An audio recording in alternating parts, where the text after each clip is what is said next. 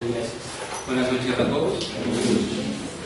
Vamos a comenzar con este tema interesante que trata sobre un aspecto bastante desconocido, y es cómo los componentes jurídicos afectan eso que hoy conocemos como la nube o el cloud computing. Entonces vamos a iniciar esta charla. Vamos a tener un poco más de hora y media de charla, y al final vamos a abrir un espacio como para inquietudes, comentarios. Si de pronto nos quieren compartir algún tema en específico, pues lo podremos ver. Entonces, para entrar en materia de inmediato, aquí hay una breve revisión de lo que vamos a tratar el día de hoy, unas generalidades para contextualizarnos y enfocarnos en esta temática desde el aspecto jurídico. Creo que todos estamos familiarizados con la conceptualización general de lo que es la nube, aunque muchos no la entendamos, aunque muchos no sepamos, aunque ni siquiera supiéramos que existía, seguramente la estamos usando. Vamos a ver un tema de aspectos regulatorios. Haremos algunas revisiones especiales a cierta normatividad exterior, como la de la Unión Europea o algunas normas americanas, y vamos a identificar los principales aspectos o problemáticas que se derivan de la computación en la nube frente a el modelo colombiano, y una revisión muy específica sobre un tema de cláusulas contractuales, y finalizaremos con unas cortas conclusiones sobre el tema. ¿Por qué esto representa un reto en materia regulatoria, en materia jurídica? Porque básicamente esta tendencia, o como se ha clasificado la computación en la nube, trata un tema bastante importante de los recursos, o la forma en que los recursos son dispuestos para hacer un procesamiento de información. Pero en sí misma la computación en la nube es un aspecto que aún no está reglamentado o regulado específicamente. Entonces,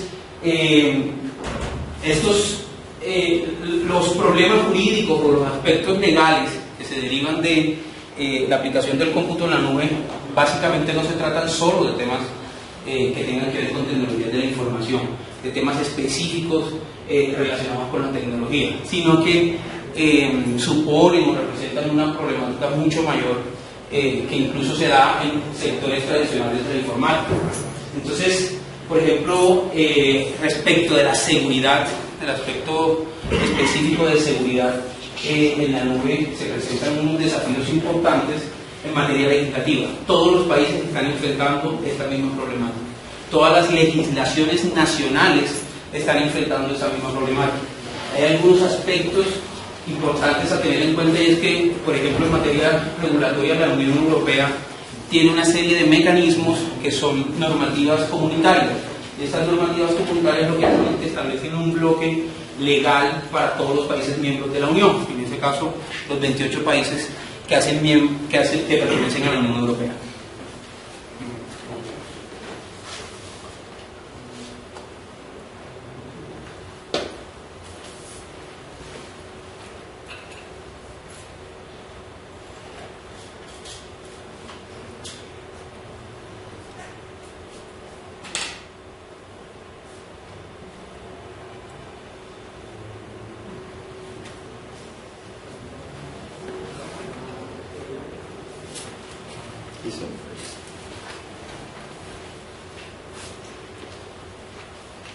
Entonces, en esta primera parte de generalidades, básicamente estábamos mencionando que normalmente encontramos que hay una insuficiencia en materia legislativa para regular algunos aspectos propios de esta forma de provisión de servicios informáticos, que es la nube.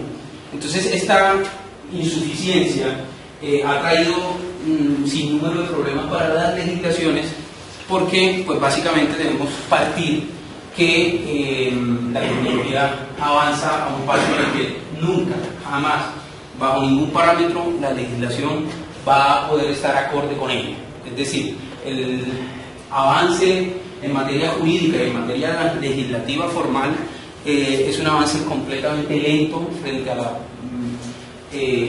vertiginosa carrera que lleva la tecnología y que nos permite hoy conocer esta cantidad de aplicaciones y esta cantidad de provisión de servicios en materia de tecnología. Ahora, normalmente, y esto lo vamos a ver hoy, es bastante enfocado porque existen este tipo de contratos, o lo tomas o lo dejas, contratos de adhesión que no permiten una negociación de cláusulas, y eso precisamente lo que ha inclinado es, o ha supuesto es que se inclina una balanza a favor del proveedor de servicios en contra o contra los intereses de los usuarios. ¿Por qué? Porque existe una imposibilidad de revisar o de precisar algunos aspectos del contrato que en un contrato normal eso no ocurriría. Normalmente en materia jurídica los contratos se refiere a una noción que establece que los contratos son sinagmáticos, tienen en ambos extremos, en las partes participantes dentro del contrato, tienen iguales o igualdad, o por lo menos existe o debería existir como un deber ser igualdad de condiciones tanto en las obligaciones como en las prerrogativas de cada una de las partes. Cuando eso no se da un desbalanceo, nosotros empezamos a encontrar temas relacionados con el tipo de cláusulas que se presentan en esos contratos, y en algunos casos específicos la ley entra a regular directamente esas materias. ¿Por qué? Porque no es permitido que entre las partes ese acuerdo esté por fuera de la ley. Entonces, normalmente en provisión de servicios de cloud computing nosotros vamos a encontrar este tipo de contratos o este tipo de acuerdos comerciales donde o lo tomas o lo dejas. No tienes posibilidad de solicitar, yo quiero negociar esta cláusula, y eso engrandece en una medida bastante gruesa el tema de la problemática en materia contractual, sobre todo, la materia contractual de la nube. Entonces hoy vamos a hacer relación o una revisión expresa a toda esa serie de situaciones que tienen que ver con aspectos legales o regulatorios, es decir, que una norma o porque no exista la norma, o bien porque la norma no sea clara frente a su aplicación, y vamos a ver otro tipo de aspectos que tienen que ver con los contratos, es decir, es un aspecto contractual. Entonces, este es básicamente como algunas de esas problemáticas, la gran tarea que tenemos quienes trabajamos en el lado del derecho y de la legalidad o del estipulamiento de una legislación aplicable a una materia en específica, es que debemos enfrentar esta gran problemática, y es la indefinición. La indefinición bajo un modelo en el que no porque no exista una definición técnica o una definición legal, sino porque existe todavía como un estado o un proceso avanzado de técnica que no nos permite establecer hoy a ciencia cierta qué es computación en la nube. ¿Por qué? Y ahorita lo vamos a ver porque eso es importante para el derecho. El derecho se basa, normalmente el derecho siempre se ha basado en unas estructuras tradicionales que por efectos de la tecnología, por efectos de todo el avance tecnológico, estas estructuras o estas bases principales han desaparecido, y eso ha significado que el derecho deba dar una respuesta, y esa respuesta no ha sido uniforme, no ha sido una respuesta adecuada en la mayoría de los casos, y en muchos otros ha sido una respuesta tardía, ha sido una respuesta que viene después de todo un proceso de problemática. Hoy, por ejemplo, y seguramente lo veremos un poquito más a fondo, pero la problemática de lo que está sucediendo en materia de acceso público o acceso gubernamental a datos alojados en la nube es una problemática que trae estas consecuencias. Entonces, hay una definición que a mí particularmente me gusta, es la definición del Instituto de Estandarización Americano, que dice que Cloud Computing es un modelo. Fíjense que esta definición ha tratado, y hay otras, como las del Cloud Security Alliance, hay otra serie de nominaciones sobre lo que básicamente se trata de computación en la nube, pero dice que es un modelo para habilitar o para permitir el acceso conveniente por demanda. Y ahorita hay una gráfica que nos explica un poco cómo es ese tema del acceso por demanda a un conjunto compartido de recursos computacionales configurables, tales como redes, servidores, almacenamiento, aplicaciones y servicios. Entonces, si uno empieza a ver esta definición y a desmembrarla, uno empieza a entender que cloud computing no se trata de un solo o de un único modelo, es un modelo multilateral en el que hay una provisión no solo de servicios, sino también de aplicaciones. También un modelo donde se apalancan, por ejemplo, temas como el almacenamiento, que pueden ser rápidamente aprovisionados y liberados con un esfuerzo mínimo. Esta es la gran promesa del modelo de computación en la nube. Su capacidad rápida de aprovisionamiento y de liberación para quien la adquiere, para quien la toma, o en este caso para el usuario. ¿Por qué? Porque seguramente el proveedor deberá hacer un proceso bastante grueso para tener un servicio prestado en esta visión. Ahora, dice con un esfuerzo mínimo de administración o de interacción con el proveedor del servicio. Depende del tipo de modelo de cloud computing del que estemos hablando, ¿no? Porque esa interacción con el proveedor de servicio será más o menos o estará más o menos presente de acuerdo al tipo de modelo del que yo me esté proveyendo. Dice, este modelo de nube promueve la disponibilidad y está compuesto por 5 características esenciales.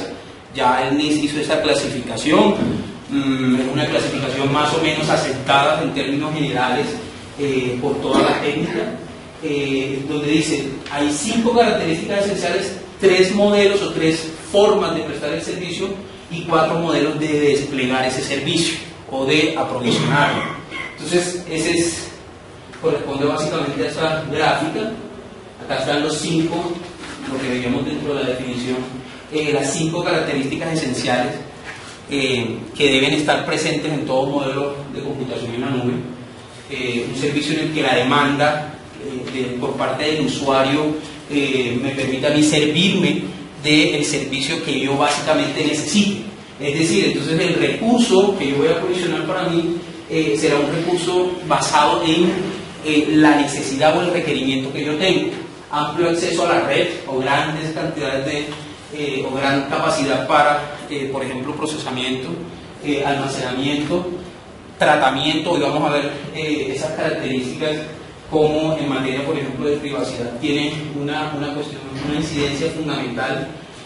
Una cantidad de recursos puestos en común o recursos comúnmente dispuestos en los que difícilmente, salvo el tipo de contrato que yo establezca, yo no me puedo diferenciar. Por ejemplo, en materia de usuario final, yo no me puedo diferenciar. Por ejemplo, para solamente traer un nombre, en Dropbox yo no puedo pedir, salvo que yo contrate más capacidad, el que, por ejemplo, mi información esté bajo un modelo diferente al de un usuario tradicional.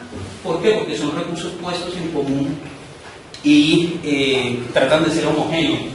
Rapidez y elasticidad también ha sido una de las grandes ventajas del modelo de computación en la nube, que es la rapidez en el despliegue y la elasticidad en materia de aprovisionamiento y esa moldeabilidad en permitir diferentes tipos de servicios y diferentes tipos de usos y un servicio compartido. Los modelos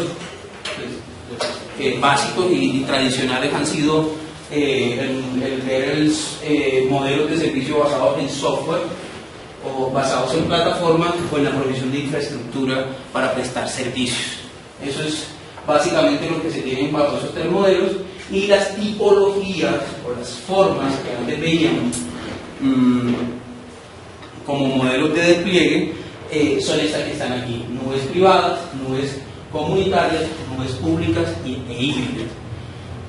Yo no quiero de pronto entrar mucho en esta charla, pues hacer como un desarrollo de eso, porque básicamente pues nuestra charla se trata más hacia un modelo de qué pasa frente a esto en cuanto a temas jurídicos.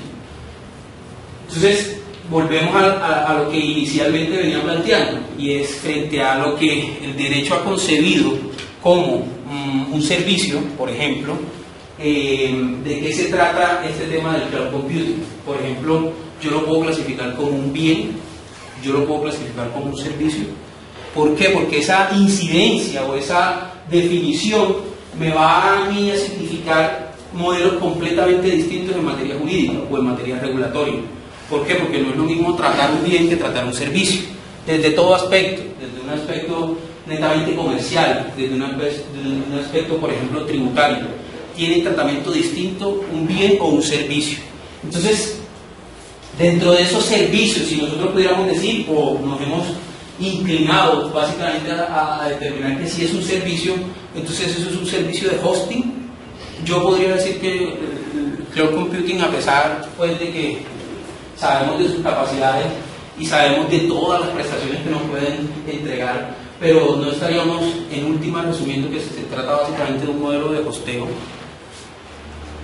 Procesamiento de información, es decir, el servicio que me está prestando ese proveedor, básicamente lo que se trata es de esto, de procesar, y ahora vamos a ver todo lo que ha venido sucediendo con cuando se ha ampliado la capacidad de procesamiento, porque hoy tenemos como Big Data. Eso precisamente lo que nos permite es definir que a nivel jurídico y a nivel legal existen vacíos en materia de servicios como estos. Por ejemplo, cuando yo contrato el aprovisionamiento o el desarrollo de un modelo de computación en la nube para una entidad o para una empresa donde yo trabajo, yo lo contrato como una obra o como un servicio. Por ejemplo, si el contrato incluye un tema de diseño y de desarrollo, porque no hay nada que, por ejemplo, la entidad haya hecho como estudio previo, porque no existe, y entonces dentro de los servicios que se me van a prestar no es solo el aprovisionamiento de ese gran modelo como cloud computing, sino que además incluye el diseño, incluye la etapa preliminar, incluso de una conceptualización o de incluso un estudio de factibilidad. Eso vendría a ser contratado como una obra o como un servicio. Esas son preguntas y además no le puedo dar la respuesta porque yo tampoco la sé. ¿En qué sentido? En el que todavía hay muchos vacíos y todavía existen estos problemas de indefinición. Fíjense esta definición que está aquí. Wikipedia lo clasifica como un paradigma.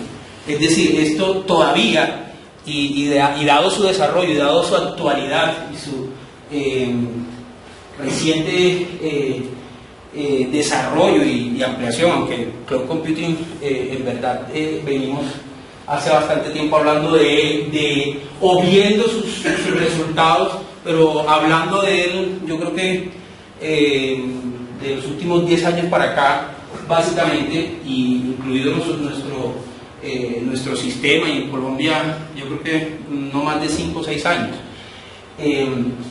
Dice, como paradigma permite ofrecer servicios de computación. Entonces ese es un ofrecimiento. Alguien provee un servicio a través de Internet.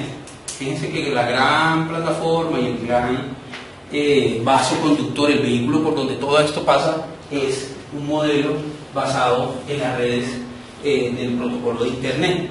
Y dice, en este tipo de computación, todo lo que puede ofrecer un sistema informático se ofrece como servicio, o la forma de entregar todas estas posibilidades son a través de entregarle servicio al usuario final.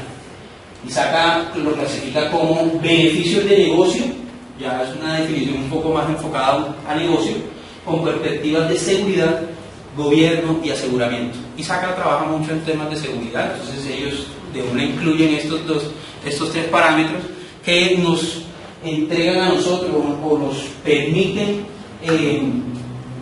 revisar cuáles son pues los retos en los modelos de computación en la nube. Asegurar el que esta noción, la de seguridad o del proceso de aseguramiento, no solo del servicio sino de la información, esté presente. El tema de gobierno o de gobernanza de la infraestructura tecnológica y el aseguramiento en sí mismo, no solo de los equipos, sino un modelo integral de aseguramiento. Y dice, es un modelo para habilitar un cómodo acceso en red por demanda a un pool compartido de recursos informáticos configurables. Esa es otra definición que muchas veces yo creo que no nos aportan, sino que simplemente nos dejan ver los diferentes tipos de ángulos con los que nosotros podemos definir el tema de computación en la nube. Entonces, esta definición también me ha gustado bastante porque habla de un proceso de democratización de los recursos, un proceso donde ahora las capacidades para entender el procesamiento de la información y el modelo tradicional de inversión en infraestructura física y de grandes inversiones en materia de procesamiento de datos ha cambiado bajo ese nuevo esquema y hoy nos permite una democratización en el uso y acceso de esos recursos. ¿En qué sentido? En que, por ejemplo, yo como usuario final no se me pide o no debo hacer una inversión total en materia de recursos. Eso me permite a mí desde un nivel netamente de costeo y un nivel financiero hacer una provisión mucho más controlada de lo que antes seguramente me costaba o seguramente necesitaba proveer de otra forma. Y dice una reconceptualización del modelo de consumo y distribución, del consumo, de cómo yo como usuario hago uso de ese recurso y cómo hay también una reconceptualización del modelo de distribución. Es decir, cambiaron los actores que básicamente están detrás de este negocio. Basándose también en una transformación en funciones que normalmente antes se hacían de forma diferente. Entonces, simplemente para señalarlas, no soy, no vendo nada de servicio en la nube, así que no, en eso estoy libre y por eso no tengo tampoco un interés diferente al de simplemente presentarlo. Y dice, siempre se han presentado estas como las principales ventajas de un servicio como el de la nube, su capacidad de permitirnos una escalabilidad dentro de la concepción de un modelo en el que el negocio va creciendo a medida de la necesidad, a medida de los requerimientos. Seguridad, yo eso lo pongo en entredicho y lo pongo, pues básicamente no sé si clasificarlo como una ventaja o una desventaja. No sé si clasificarlo como un pro o un contra de este modelo. ¿Por qué? Porque dependiendo de donde estemos parados, nosotros este tema de seguridad seguramente lo deberemos tener muy presente y creo que es una de las vertientes y es una de las condiciones más relevantes en materia de contratación de servicios provistos en la nube. Facilidad de acceso a recursos. Y esta facilidad de acceso a recursos también tiene un componente adicional y es la capacidad que yo tengo de disponibilidad de los recursos. Es decir, yo debo, como proveedor, debo garantizar una cierta disponibilidad, que básicamente es una preocupación de todos, una preocupación del negocio y siempre ha sido ese tipo de preocupación, pero bajo el concepto de la ley de Moore, seguramente nosotros hace 2 años hablábamos todavía de teras de información, ahorita ya estamos hablando de petabytes y de zettabytes y cada día vamos a ir aumentando la capacidad. Entonces esta facilidad de acceso y de permanencia dentro de un modelo de computación en la nube seguramente ha venido incrementándose. Y una de sus principales, el caballo de batalla es una mejora en el proceso de negocio, en el proceso en el que usted como usuario concibe su propio negocio, en la posibilidad de esa estructuración de los recursos y el aprovisionamiento o el despliegue de modelos en la nube para su negocio. ¿Cómo lo consigue usted dentro de su propio negocio? Y eso siempre se ha conseguido como nos va a permitir una mejora. Por ejemplo, allí nada más un datico, el servicio de iCloud que provee Apple tiene esta cláusula que está aquí. La licencia que usted acepta como usuario al suscribirse indica que Apple está facultada para visualizar, trasladar, rechazar, modificar y o eliminar contenidos en cualquier momento.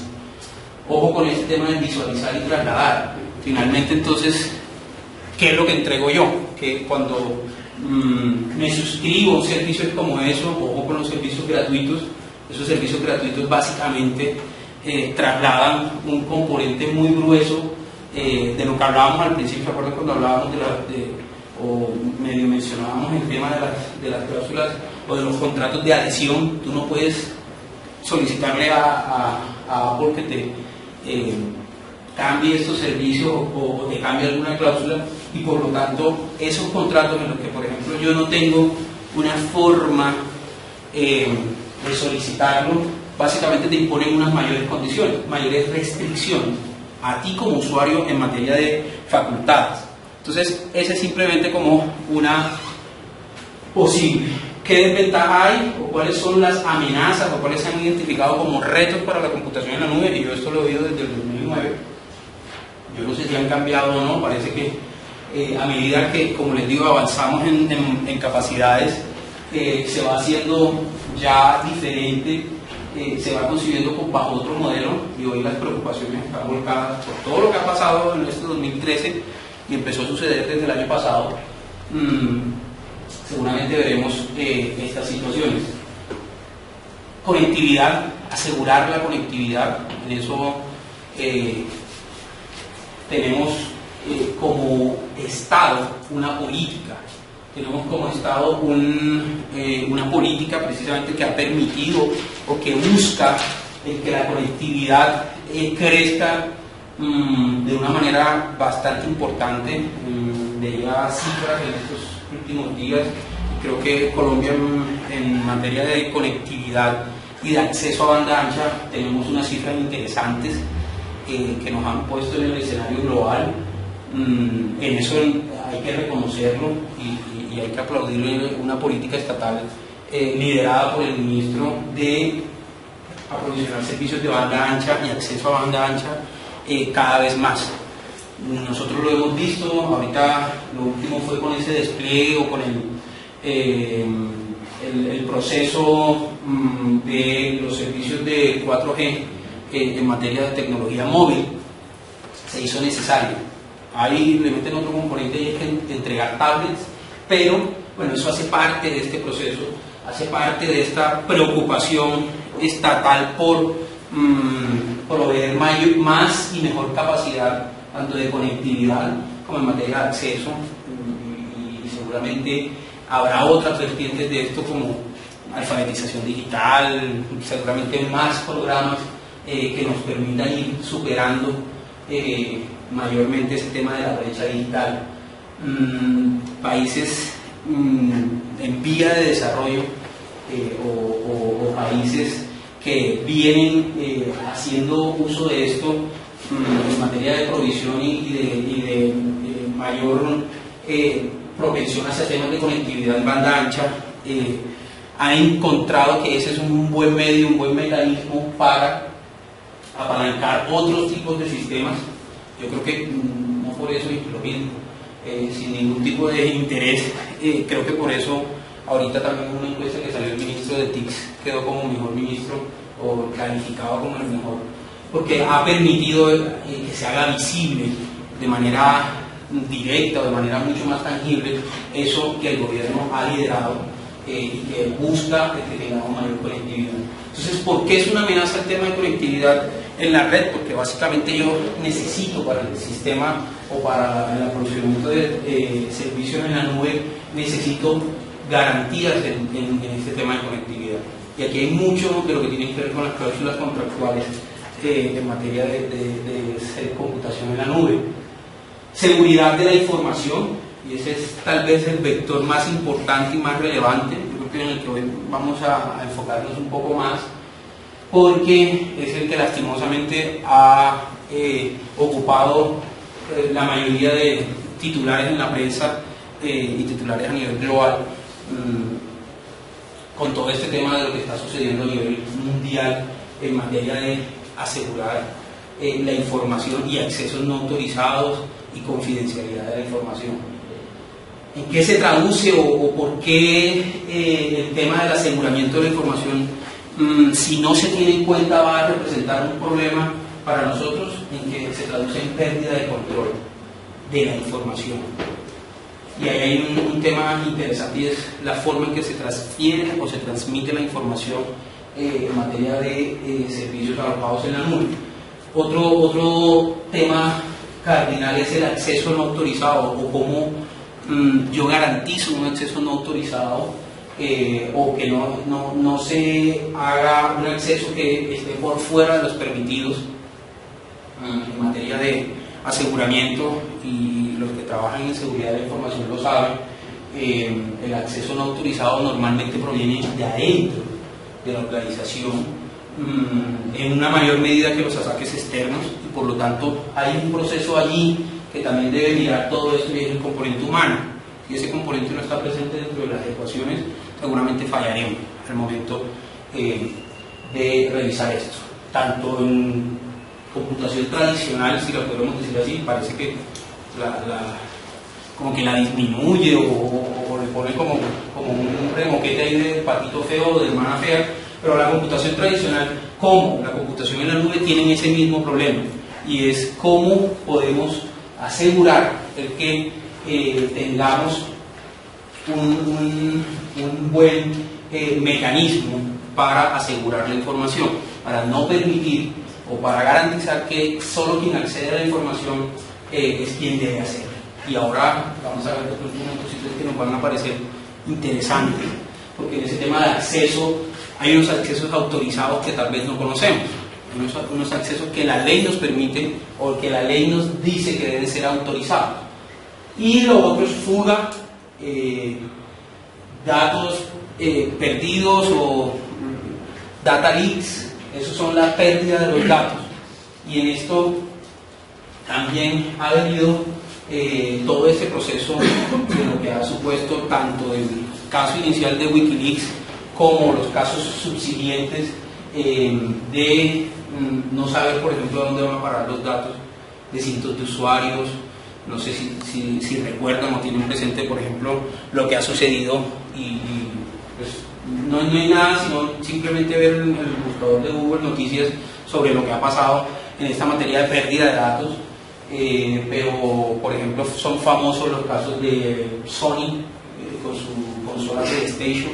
Todos los datos de los usuarios de Sony quedaron expuestos, fueron entregados, y de pronto, para no irnos tan lejos, acá en nuestro territorio también se hizo famoso un proceso bien complejo, y fue ese proceso en el que no se sabe cómo agentes de la DIJÍN, sin un acceso autorizado, tuvieron precisamente entraron dentro de la base de datos de la registraduría, que debe ser basados en lo que conocemos, basado en lo que allí está, es decir, en la sensibilidad del dato, el dato mayormente custodiado. ¿Por qué? Porque hay acceso a información no solo de registro. El registro de pronto es una información pública, vamos a hablar un poco de ese tema de datos personales, pero ya información mucho más sensible, como las tarjetas de identidad de todos los colombianos, hacen que eso sea una cosa completamente absurda. Esa investigación, hasta donde yo la conocí y la seguíamos, no fue a parar a ningún lado, no sé dónde quedó, pero hubo una gran conclusión de todo esto, y es que efectivamente estos personajes de la DIJÍN sí obtuvieron acceso a esos datos, los sacaron de la registraduría y no se sabe con qué finalidad. Busquen en Google también cómo obtengo datos personales, y hay videos allá cerquitas acá por Unilago, gente vendiendo información personal, información que se supone que es confidencial y además sensible a personas. Ahorita vamos a ver un poco el tema de la nueva ley de protección de datos, que trata de poner cortapiés o tener una cantidad de límites a estos temas, pero básicamente se trata también de un tema de laws enforcement que en Colombia básicamente nos pasa, nos falta más enforcement. Enforcement es capacidad de cumplimiento de la ley. ¿Por qué? Porque de nada sirve yo tener una norma si no la estoy aplicando. Desde el 2009 nosotros tenemos una ley de delitos informáticos que penaliza este tipo de actividades, pero uno pregunta a la Fiscalía cuántos tipos de delitos de estos se han procesado, y son muy pocos. Otra desventaja o una amenaza ha sido esta, que siempre se ha clasificado como la incompatibilidad entre las nubes. ¿Qué pasa cuando se despliega o se hace un desarrollo, por ejemplo, en esas formas que veíamos de nubes privadas? ¿Cómo se hablan o cómo es la forma en que podemos entrar a revisar dos tipos de despliegues de computación en la nube y, por ejemplo, de este tema de incompatibilidades? Y este lo encontré reciente. Y esta es una preocupación en materia de la Unión Europea, y es cómo los proveedores, o cómo básicamente dos proveedores de computación en la nube se están contratando entre sí. Y es decir, grandes proveedores de servicios de infraestructura como servicio y de plataforma como servicio, que prestan servicios a otros proveedores, que finalmente esos proveedores llegan al usuario final. Es decir, ¿quién le provee servicios a Dropbox? ¿Quién le provee servicios a otro tipo de plataformas que nos permiten a nosotros contener? Por ejemplo, yo por experiencia de contratación y cercana he tenido algunos servicios o algunos previsiones de unos servicios que, por ejemplo, acá como facturación electrónica, que son prestados o alojados en la nube. Entonces, estas personas se apalancan a su vez en Amazon Web Services, en Microsoft, y entonces esta relación entre, porque finalmente al usuario le entregan una responsabilidad limitada en dos niveles. Es decir, el proveedor directo del servicio con el usuario le entrega una responsabilidad de acuerdo a la capacidad que a él le han entregado también.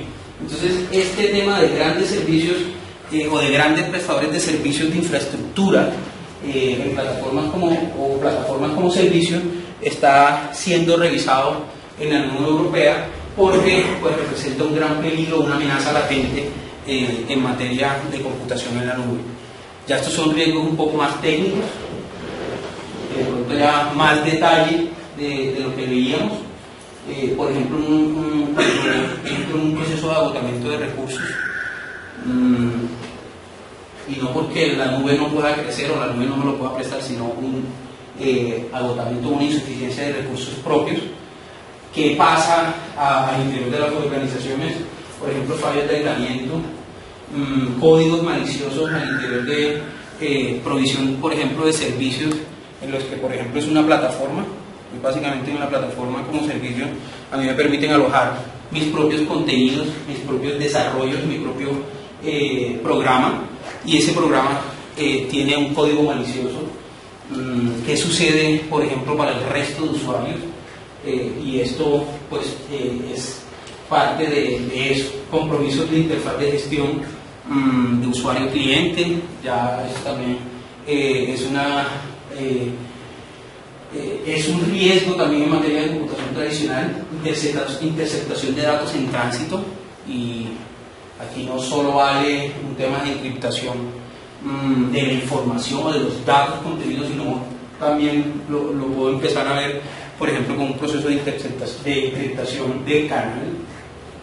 Pero, ¿qué sucede, por ejemplo, en materia de cuando yo quiero desplegar un servicio de seguridad propio, mío, porque yo lo contraté, pero tengo un servicio en el que ese tercero me lo está prestando y no permite que yo despliegue mi propio sistema de seguridad o de aseguramiento? Eso va a ser difícil de manejar, porque seguramente usted no va a poder ir a tocar a la puerta de Amazon a decirles que yo quiero implementar no sé, este servidor que trabaja en AES o tiene un nivel de encriptación de dispositivos de tal forma. Seguramente no podré llegar ahí.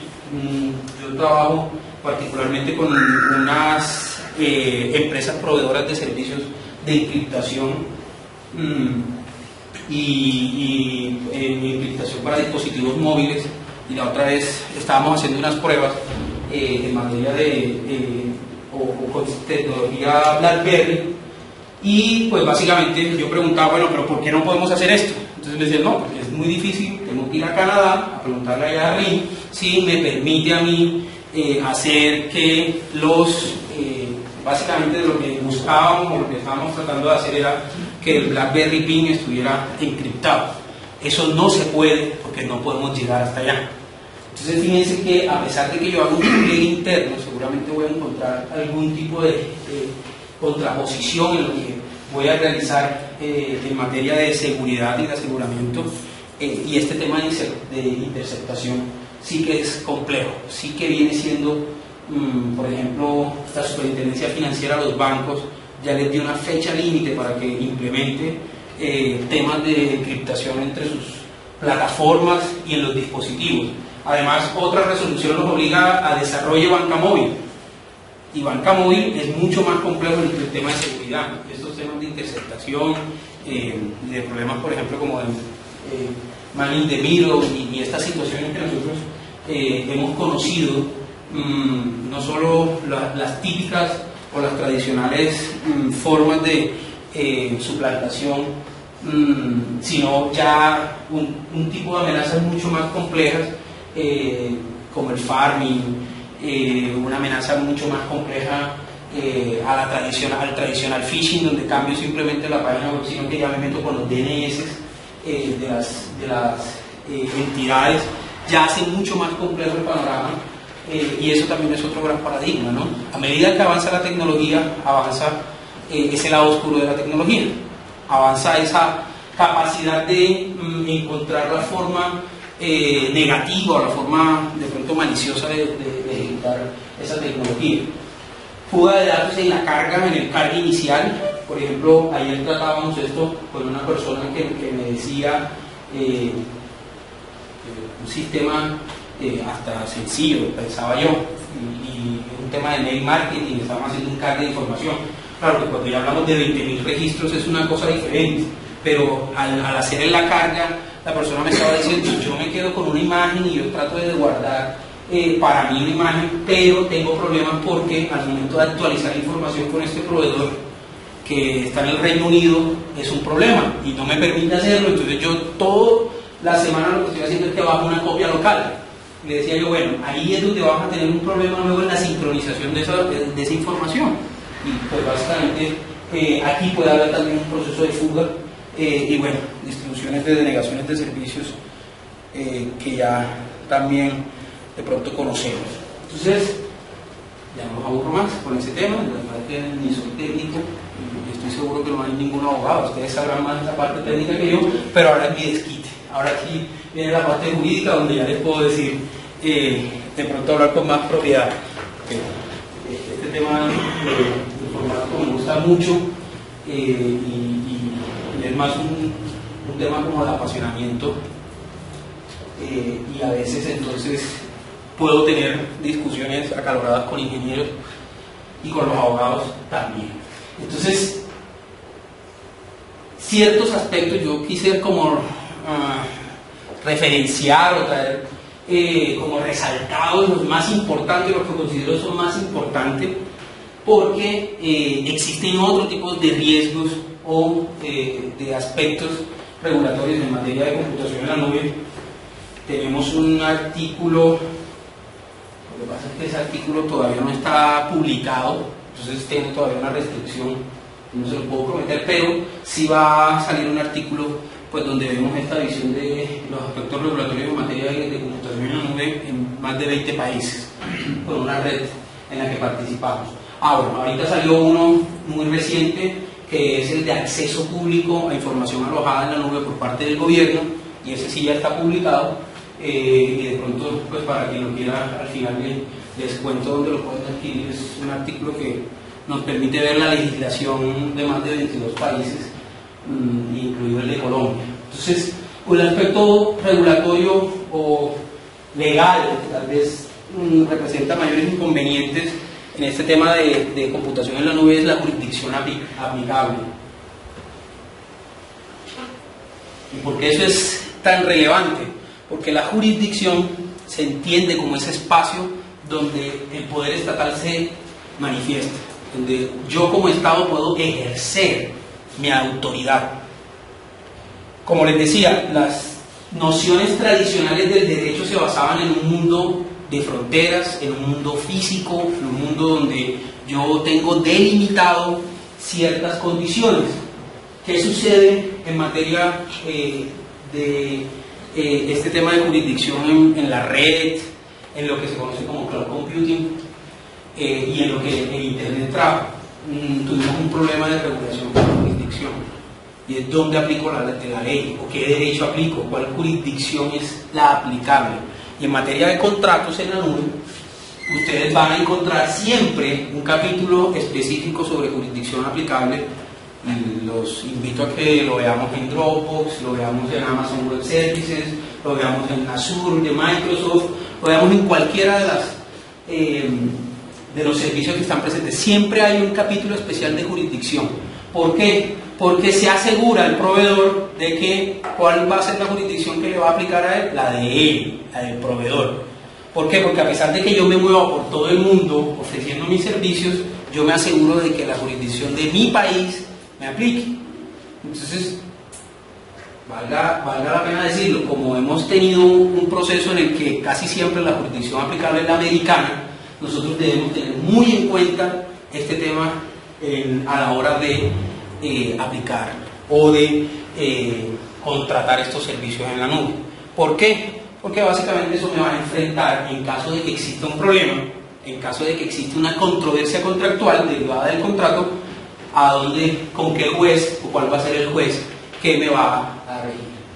Entonces, ya en eso, si quieres, cuéntame y miramos si ahorita lo pongo. Este tipo, o sea, en los contratos, este tipo de capítulos existen. Sí. Jurisdicción aplicable. Sí, sí. Claro. Siempre lo vas a encontrar ahí, jurisdicción aplicable. ¿Cuál es la jurisdicción que aplico yo en materia del contrato que me permite a mí acceder a un servicio? ¿Qué sucede? Ya miraremos si lo que estamos hablando es un despliegue de una nube privada, pues seguramente al proveedor de ese servicio lo estaremos tratando de encasillar acá dentro de Colombia y decir, no, pues aquí es donde, a pesar que usted, por ejemplo, contrate o a pesar de que usted subcontrate unos servicios por fuera del país, la jurisdicción va a ser la colombiana. ¿Por qué? Porque eso es importante, porque me permite saber qué norma me aplica. En principio me define la normatividad que me va a aplicar. Otro tema que me aplica es ante qué jueces, cuál va a ser el juez de ese contrato. Y, por ejemplo, no por experiencia, no que lo hagan por experiencia, pero si ustedes tienen problema con una transacción de un artículo comprado en Amazon y les pasa la que a veces pasa, van a tener que ir a un juicio seguramente en San Diego, California, o en alguno de los otros estados, o quién sabe si el estado de Delaware, que tiene bastante, casi todas las empresas de tecnología están allá. Entonces, ¿qué sucede? Esto es importante. En materia internacional existen unas provisiones legislativas o regulatorias que trataron de solventar esta situación, básicamente en materia, por ejemplo, en materia de delitos transnacionales.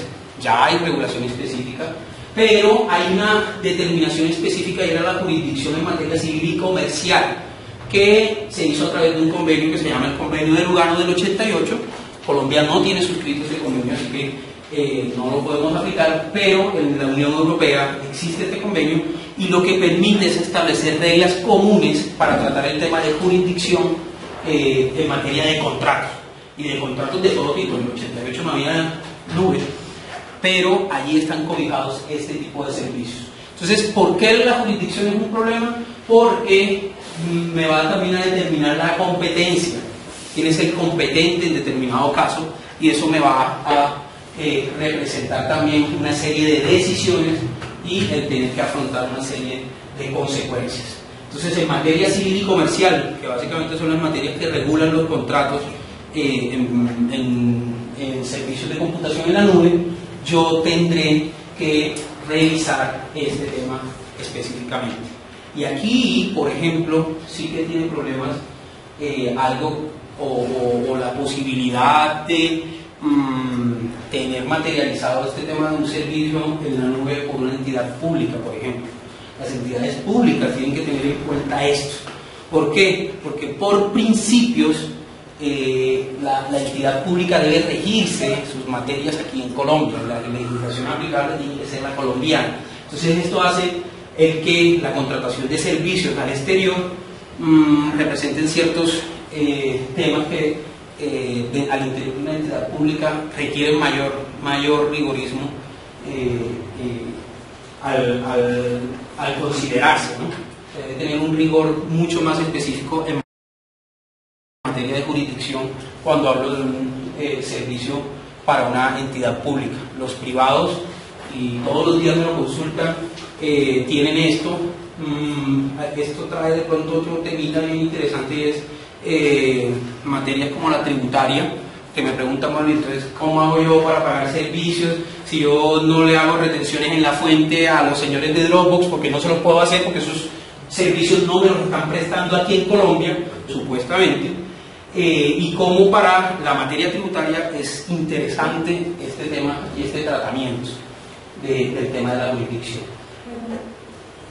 ¿Usted no cree que al final de todo este proceso se llegue a una legislación común, una especie de tratado, donde todos, digamos que no solamente, en un principio obviamente los países que sean parte del tratado, del convenio, pues lo cumplan, pero llegar a un punto donde todo el mundo va a necesitar usar este tipo de servicios en la nube, o va a ser, digamos, la práctica común del mercado para desarrollar negocios, que llegue un momento que se genere una normatividad común que sea superior a todas las legislaciones y simplemente es una especie de legislación mundial frente al tema del manejo de la nube.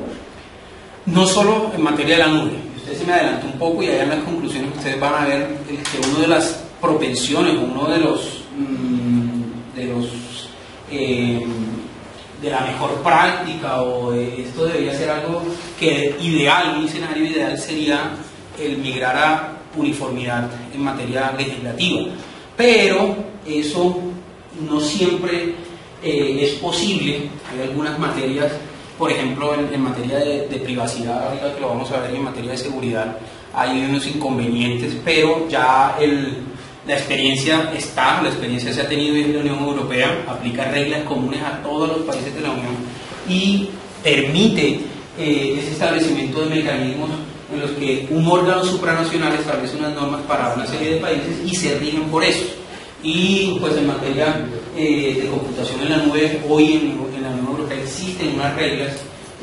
Ahora vamos a ver que en materia de privacidad es el paradigma de todos los países, este tema de la protección de datos personales en la nube. Por eso toda esta situación que está sucediendo con Estados Unidos para ellos no es sencilla, no es algo fácil de digerir, porque existe una normatividad previa que hablaba de ese tema.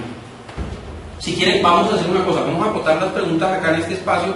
De pronto sí, no sé si la anoten o si en algún momento cuando abramos el espacio de preguntas volvemos sobre el tema específico, pero para no desviarnos y no, pues como tener ahí la pérdida del hilo de la presentación. Pero cuéntenme, así como muy breve. No, sí, es muy interesante. Usted ya mismo lo manifestaba y de manera lo replica. Efectivamente, sí es un ideal esa situación, y ahí por eso tú presentas este convenio de Lugano. Lo que sucede es que, pues, igualmente usted lo ha manifestado, mucho sirve o es muy interesante que existan normas, leyes y el espíritu de la ley, pero si no la cumplimos, igualmente sucede. Sabemos que la ONU y las Naciones Unidas, una cantidad de cosas, han suscrito convenios con respecto a la contaminación, con respecto a las ballenas, con respecto a muchas cosas, igual siguen en la misma cosa. Lo bueno es que finalmente algunas de las personas que están interesadas en estos temas, los que también manifesté, tienen ese espíritu y esa voluntad de cumplirla. Entonces, sí, básicamente, y no está dentro de las conclusiones, pero una conducta a nivel personal o corporativo o incluso nacional. Sí. Pero sí es un ideal, básicamente. Y ahora vamos a ver el sistema de protección de datos, porque existe otro tema, y es ese, lo que yo brevemente les mencionaba. Muchas veces no se trata de un problema legal o un problema regulatorio, se trata de un problema de ejecución material de esa norma, de hacer cumplir la norma. Y estamos entrando en materia de datos personales en otro escenario, un escenario un poco diferente del que tradicionalmente venimos, y será precisamente el papel que cumpla la Abreviatura de Protección de Datos Personales de la Superintendencia de Industria y Comercio la que dé la pauta en materia de protección, en materia de garantismo, en materia de hacer que esto que está aquí muchas veces como meros postulados se cumpla.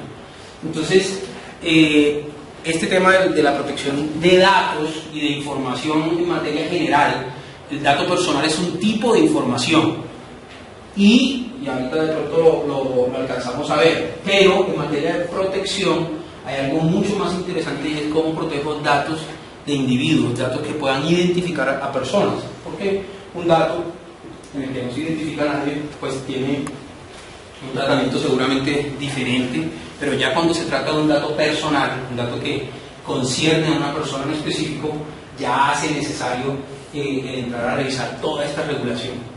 Y en materia de protección de datos, desde los años 70 la Unión Europea, cuando era el acuerdo económico, simplemente empezó a regular esta materia. Nosotros hasta ahora estamos despertando. No quiere decir que nos tengamos que aguantar o tener que vivir 40 años para el desarrollo, que lo que hace es que nuestro desarrollo tardío, ahora lo que vamos a hacer es mirar y tomar lo que los modelos han demorado mucho en madurar, y seguramente nuestro sistema va a estar maduro, vamos a ser un niño precoz en materia de protección de datos, y ya lo empezamos a hacer. Entonces, este tema como un aspecto principal dentro del tema regulatorio en materia de servicios en la nube es cardinal. Es de la más relevancia cómo protegen la información y cómo se protegen los datos personales. Por eso dice, es inherente al contexto de cloud computing. ¿Por qué? Porque fíjense que si el tratamiento de la información se hace de una manera en la que difícilmente el proveedor del servicio tenga buenas prácticas en esta materia, va a ser seguramente un dolor de cabeza lo que va a suceder. ¿Y por qué esto es tan importante? Por ese señor que está ahí. Porque ese señor puso de presente algo que venía sucediendo además hace mucho tiempo, que no nos habíamos dado cuenta o no queríamos darnos cuenta, pero que estaba sucediendo y está sucediendo hoy día, y es la capacidad que tienen los gobiernos, los estados, de vigilar y de controlar y de supervisar lo que sucede en materia de intercambio de información. Como les decía, el tema del procesamiento de grandes capacidades de datos hoy, dados por la capacidad informática, por la capacidad que tiene la tecnología de hacerlo, ha hecho que lo que sucedía en Alemania de los nazis, sucedió esto. Se dio exactamente el caso de Snowden, porque los nazis tomaron los registros del seguro social de esa época y empezaron a segregar a partir de ahí quiénes eran los judíos.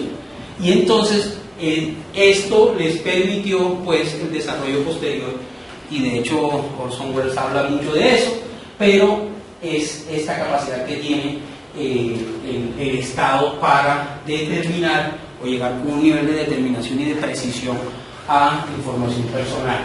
Entonces, esto nos ha cambiado un poco las reglas, un poco esta confianza que teníamos en los proveedores, esta confianza legítima que se había construido alrededor de la provisión de servicios en la nube, y ahora yo creo que a más de un proveedor le ha llegado un correo donde le preguntan específicamente, ojo, usted está entregando información seguramente al gobierno, y apenas salió o explotó este escándalo, Google, Facebook, todas las grandes empresas, Apple, todos empezaron a decir, yo no le entrego información al gobierno, el gobierno me la pide. Entonces vamos a ver ese tema del data disclosure data, o la divulgación de datos cuando se hace incumplimiento de un deber. Y recientemente, desde el año pasado, desde el 2012, la Unión Europea implementó o empezó a implementar un borrador de un nuevo reglamento en materia de protección de datos. Como les decía, es el sistema paradigmático, es el sistema que nosotros estamos mirando específicamente. Tiene unas ciertas condiciones diferentes al sistema americano. Para el sistema americano se ha desarrollado más en torno a la intimidad, y nosotros nos hemos desarrollado más en torno a la privacidad, que son dos conceptos que a veces tenemos como iguales, pero que son diferentes. Y hay dos nociones específicas, que es el safe harbor y el nivel adecuado de protección en materia de datos personales. Y eso es importante. A veces el whistleblower, el que canta, porque está cantando todo lo que nosotros hoy conocemos, y acaba, creo que, no sé si fue esta semana, si eso fue esta semana, el juicio contra uno de los colaboradores de este señor Assange de Wikileaks. Lo acaban de procesar y bueno, se dieron unas condiciones ahí como diferenciales, dijeron no, no lo podemos condenar por el delito de ser una persona que conspiró contra el gobierno americano, pero sí se le hicieron una serie de condenas específicas. En esta materia nosotros como país nos recién estrenamos en la ley 1581 del 2012, es nuestra nueva norma, nuestra nueva ley en materia de protección de datos. Y el decreto, que tiene un mes, poco más de un mes, 35 días de haber sido expedido, eso fue el 27 de junio, expidió el decreto 1377 que reglamenta la ley 1581. ¿Qué sucede? Nosotros, en teoría, tenemos protección de datos hace mucho tiempo, incluso desde antes de la Constitución del 91. Ya se empezaron a mirar algunos visos, por ejemplo, en materia de inviolabilidad de comunicaciones. Pero la Constitución del 91 fue la que erigió como principio constitucional el que toda persona debe ser o debe garantizarse una cierta protección de su información. El artículo 15 de la Constitución Política en realidad es una reunión de muchos principios constitucionales, entre los que está el derecho a la intimidad, el derecho al buen nombre o el derecho a la honra, el derecho de habeas data, que ustedes conocen como habeas data, ya les explico qué es, y está relacionado incluso, el mismo artículo hace relación al artículo 20 de la Constitución, que es el de acceso a la información. Todos esa reunión de artículos esperó en el 2008 hubo una regulación, pero tuvo que esperar más de 20 años para ser reglamentada en Colombia. En Colombia las leyes que reglamentan o que desarrollan principios constitucionales son leyes estatutarias, son leyes que necesitan de un trámite especial, no la ley ordinaria. Entonces esa ley, y vino una ley 1266, la ley 1266 se quedó corta. La ley 1266 fue una ley sectorial, solo encargada de regular el dato a nivel financiero o a nivel de riesgo crediticio. Entonces, con esa norma, Colombia no podía cumplir con esto que antes veíamos, que era el nivel adecuado de protección. Y por eso la transferencia internacional de datos entre países de la Unión Europea y Colombia era mínima. ¿Por qué? Porque ellos se basan en unos principios en el que hay un tratamiento o se revisa con ese nivel que tiene el país donde se van a recepcionar o donde van a receptar datos. Entonces, este tema del nivel adecuado de protección, dice aquí, se busca evitar la creación de paraísos de información o informáticos, y eso estaba sucediendo. Eso está sucediendo con lo que pasó con este señor Kit.com, el de Mega Upload. Ahora después ya no lo metieron preso, entonces relanzó su sitio y ahora dijo que ahora era el mecenas de la protección de la información y más o menos era el príncipe de la protección de datos, pero pues básicamente se estaba buscando, tenía un ejército de abogados buscando este tema, encontrar países donde la legislación sea débil para aprovecharse y tener un proceso pues que le permita desarrollar su negocio.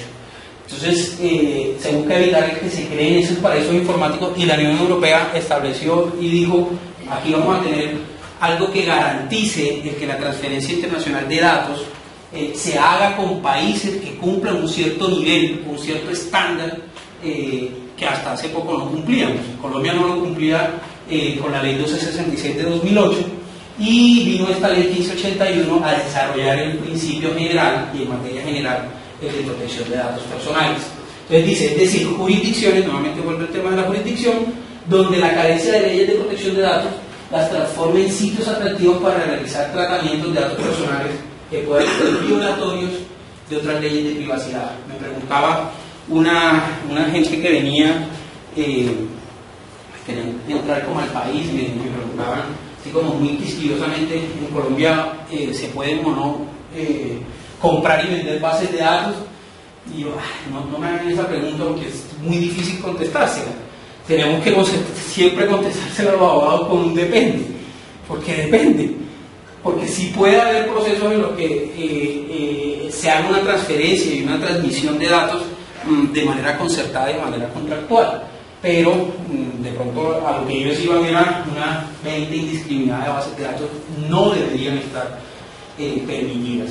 Entonces, pues básicamente hay unas reglas, unos 7 estándares que impuso la Unión Europea en su relación con Estados Unidos, porque además esto fue entre la relación entre Estados Unidos y la Unión Europea, y la Unión Europea durante muchísimo tiempo no permitió o no determinaba que Estados Unidos fuera un país con un nivel adecuado de protección. Entonces sacó unos 7 elementos o 7 ítems que dicen: si estos ítems están presentes, a mí ese país me permite ver el que tiene un nivel adecuado de protección de datos. Y eso es lo que se conoce como la política o el programa de Safe Harbor, es el del puerto seguro. Llegar a tener esa serie de elementos nos permite prever que el país tiene una visión garantista en materia de protección de datos. Entonces dice, se quiere, o lo que se busca es que el nivel de protección del país donde se exportan datos, aquí se habla de exportación y de importación no en materia tradicional de comercio internacional, sino de donde sale el dato y es transferido a nivel internacional, que garantice sobre el país que lo recibe. Es decir, que cumple con unos estándares mínimos, como les decía, que permite tener cierta seguridad. Entonces dice, el principio de continuidad de la protección de datos es desde que sale el dato y se recepciona en el país, hay un principio, hay una protección de ese dato. Y aquí está, pues, básicamente algo que las autoridades en materia de la Unión Europea han venido implementando. No debe afectar la protección de los interesados en lo que respecta al tratamiento de sus datos personales. Entonces, de pronto, esto es un poquito más a fondo lo que es el derecho que conocemos como habeas data. El artículo 15 dice, y bueno, este es el objetivo de la norma, este es el artículo 1 de la ley 1581, busca desarrollar lo que estaba ahí impuesto en el principio de la Carta Constitucional. Y de hecho, lo que había sucedido es que desde el 91 tuvimos algo más de 300 sentencias en materia de tutela por la Corte Constitucional. Entonces, sí hay un desarrollo en el país en materia de protección de datos. Y la Corte, de hecho, construyó una línea jurisprudencial bastante uniforme en materia de protección de datos. Y hay unas sentencias de tutela bien famosas que desarrollaron ese principio que está ahí y les permitió al hacer el proceso de revisión de la norma, porque la norma estatutaria debe ir a revisión de la Corte obligatoriamente, que estas normas fueran declaradas constitucionales. ¿Qué sucede? Esta norma, fíjense que tiene un ámbito de aplicación general. Entonces, toda actividad que tenga relación con tratar datos efectuados por entidades tanto públicas como privadas dentro del país o cuando el responsable encargado no establecido en territorio nacional. Y esto es parte de lo que estábamos conversando, parte de lo que estábamos hablando en materia de jurisdicción. Esta norma aplica incluso a proveedores en el exterior, cuando el tratamiento del dato involucra, o cuando el tratamiento involucra datos personales en Colombia. Entonces eso es importante para efectos de establecer el tema de jurisdicción. Y dice, el encargado no estableció el territorio o le sean aplicables la legislación colombiana en virtud de normas y tratados internacionales. Hay otros escenarios, por ejemplo, en materia tributaria, en los que a pesar de que la persona no está establecida en Colombia, lo rigen ciertas condiciones del régimen tributario. Asimismo aplica para esta norma. Entonces, yo no lo puedo considerar como algo bueno o malo, pero esta norma trae definiciones, nos definen ciertas cosas. Y, por ejemplo, aquí, cuando hace esta definición del dato personal, tal vez no es muy técnico, hay una definición mucho más técnica de lo que es un dato personal, pero básicamente se trata de una información que puede hacer individual a una persona o a un número de personas, por eso dice determinado o determinante. A veces ese tema jurídico lo que hace es que enredan las cosas. Pero el dato personal tiene una clasificación, y es que puede ser un dato público, un dato semiprivado, privado y dato privado sensible. Que cada uno inscríbanse al curso que hay de protección de datos, porque no podemos desarrollar eso. Pero aquí hay un dato interesante que es el dato privado sensible. El dato privado tiene una subclasificación especial, y hay ciertos datos que por su naturaleza, por su condición, pueden llegar a ser el que la persona, que es el titular, llegue a ser discriminado. Entonces hay datos ahí de raza, creencias políticas, si pertenece a un sindicato, datos de niños menores de edad. Ese dato tiene una condición completamente diferente y debe ser tratado de una forma distinta. Y hay otras definiciones sobre quién es el responsable y quién es el encargado del tratamiento, que es relevante para nuestro tema, relevante para esta temática de servicios en la nube. ¿Por qué? Porque nada más ayer me preguntaban, venga, pero si yo finalmente ese tipo lo que está haciendo es allá, yo le mando toda la base de datos, porque la base de datos se va literalmente y está alojada en la nube, y entonces ¿dónde está la nube? Y ese personaje lo rige la jurisdicción anglosajona en el Reino Unido, porque ¿cómo le va a aplicar esta norma? Y entonces yo le decía, ojo, porque es que usted es el responsable y ellos son los encargados, porque puede que coexista o en una misma persona esté presente, o sea la misma persona responsable y encargado del tratamiento, pero en otras condiciones, cuando hay precisamente la provisión de un servicio como el servicio de computación en la nube, seguramente yo como responsable, que quien soy el dueño de la información, el dueño de los datos, se la entrego a un tercero para que haga un tratamiento. Y la norma dice que es tratamiento. La norma no deja vacíos. La norma te establece quién es el responsable, quién es el encargado, quién es el titular y cuál es el tratamiento. Entonces, por ejemplo, en materia de titular dice personas naturales, pero de personas jurídicas también pueden darse ciertas situaciones en las que se haga necesaria la intervención como titular. Por ejemplo, en materia de una empresa. ¿Qué sucede cuando la empresa está suministrando, y ahora vamos a ver por allá dentro de otros de esos elementos, qué pasa, por ejemplo, en materia de propiedad industrial, propiedad intelectual, derechos de autor, patentes, en lo que es la empresa la encargada? Y el tratamiento dice cualquier operación o conjuntos de operaciones sobre los datos personales. Y es un ejemplo, tales como la recolección, almacenamiento, uso, circulación o supresión de ese dato. Entonces, porque muchas veces preguntan, no, pero es que en mi servidor en realidad no se aloja, y de pronto era lo que pasaba con Cuevana y lo que pasó con Taringa, y en algunos casos, no me acuerdo cómo se llamaba, el de Argentina, que también tuvo ya un juzgamiento, que las personas fueron juzgadas. ¿Cuál? Bueno, son todos estos sistemas, y por ejemplo lo que pasa con sistemas como peer-to-peer, en los que realmente uno no sabe si hay un almacenamiento. Por ejemplo, el sistema peer-to-peer, y ustedes que son más técnicos en eso, pues básicamente ¿de qué se trata? De una cantidad de usuarios de una forma completamente desregularizada y desjerarquizada, que nos permite el intercambio de una información entre los usuarios. Por eso también el sistema peer-to-peer ha sido tan complejo de manejar.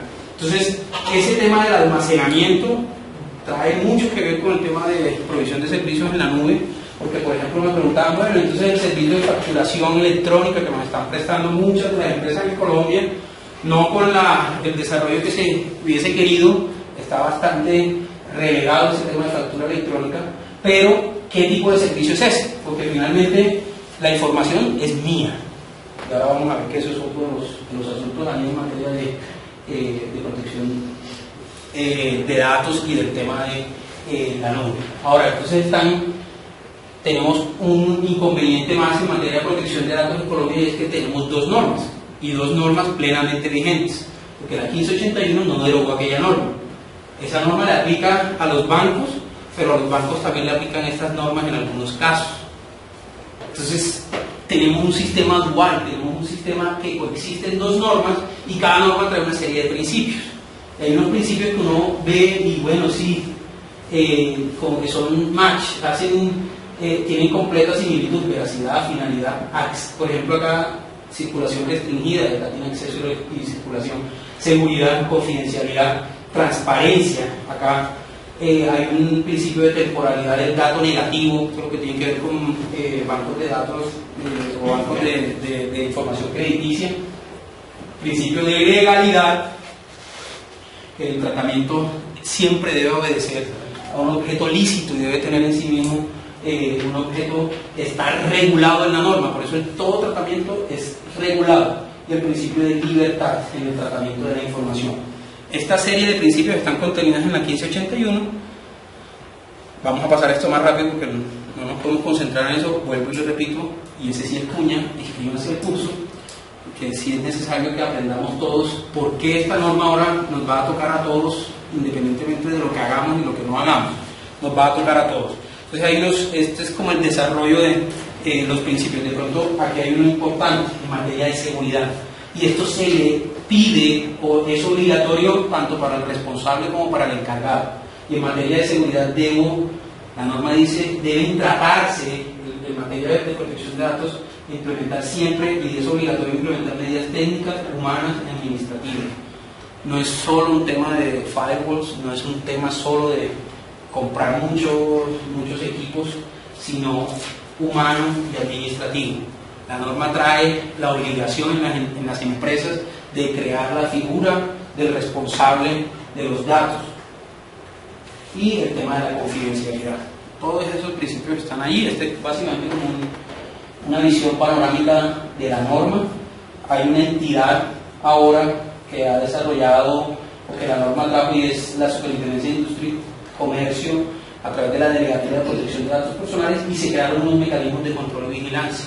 Dentro de estos mecanismos de control está lo que no nos gusta, las sanciones administrativas, las sanciones económicas que pueden llegar a tumbarnos cualquier negocio, porque básicamente se tratan de sanciones de 2.000 salarios mínimos. Aquí están las categorías de datos especiales. Vamos a pasar de pronto esto un poquito más rápido. Los sujetos que ya alcanzamos a ver, quién es el encargado del tratamiento y quién es el responsable. Y llegamos a esto. El artículo 11 de ese decreto, fíjense que me establece unas limitaciones en cuanto al tratamiento de datos personales. Y dice, en el segundo inciso dice, en particular, tanto responsables como encargados. Entonces, ¿quiénes son? Todos. ¿Por qué? Porque yo soy el responsable, contrato el servicio, digamos un servicio nube como tradicional. ¿Cuál? Correo, listo. Puede ser un servicio de correo. Lo que pasa es que normalmente ese tipo de servicio lo tengo contratado incluso bajo un esquema en el que, por ejemplo, tengo mi propio servidor, y a pesar de que Hotmail es quien me presta la plataforma, seguramente hay un tema de que el servidor yo lo contraté, pero por ejemplo ese puede ser uno de los ejemplos, o el servicio de hosteo, de hosting. Entonces yo soy el responsable de la información porque yo soy quien tiene o soy el que decide sobre la información, pero el encargado en este caso es Hotmail.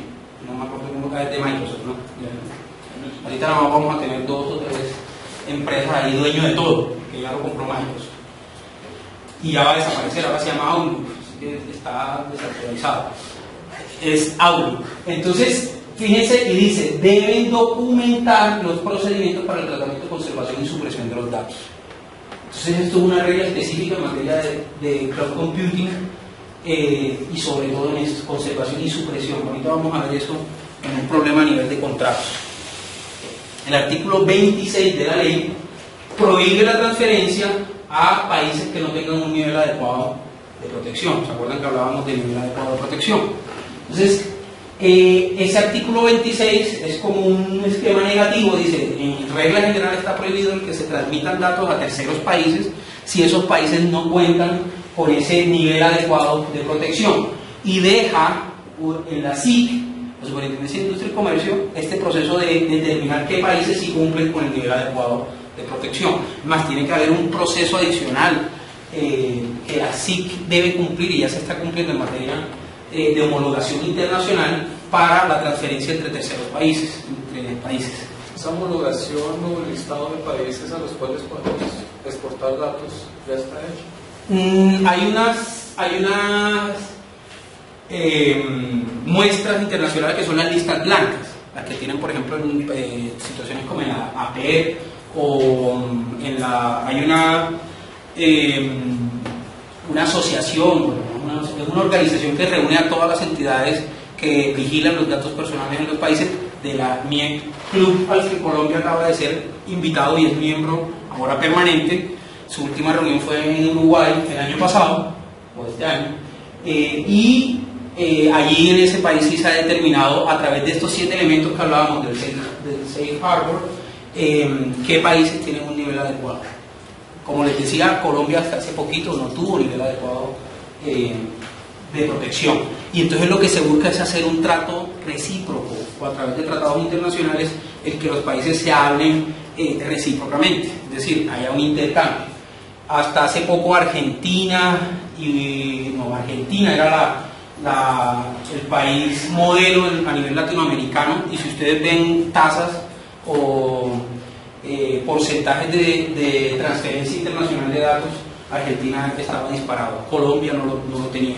Por eso Colombia entró dentro de este escenario y dentro de este contexto, y ya se están trayendo estas empresas de call centers, estas empresas de tercerización de servicios como los outsourcing de procesos, outsourcing de negocio, y cada día se va a aumentar porque ahora tenemos unas reglas nuevas que nos permiten medirnos bajo esto. Ahora, ¿cuándo no es necesario o cuándo no estará prohibida esa transferencia? Cuando la información sobre información que el titular ha consentido transferir.